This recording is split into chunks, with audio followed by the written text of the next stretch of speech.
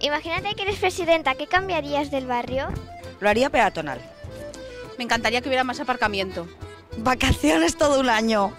Pues pondría a lo mejor un poco más de comercios, algún restaurante así muy... Bueno, con pescado, paella, típico valenciano, más hotelerías con más productos locales, chicos y niños para jugar y disfrutar mucho, disfrutar. ¿Qué es lo que más te gusta del barrio?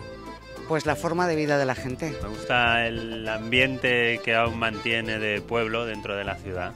Del barrio es que me siento como si estuviera en mi propio pueblo. Pues que me encanta que compre la gente en las tiendas. ¿Y qué es lo que no te gusta? Pues que las aceras estas cuando llueve resbala muchísimo. Porque está un poco sucio.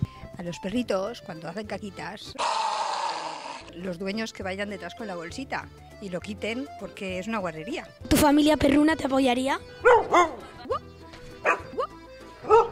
¿Qué quieres que te diga, hija? Ahora que ya estamos acabando la entrevista, nos tiene que decir su lema. ¿Cómo convencería a la gente a cámara para que le votara para ser presidenta? Benimaclet, para los vecinos y para todos los demás.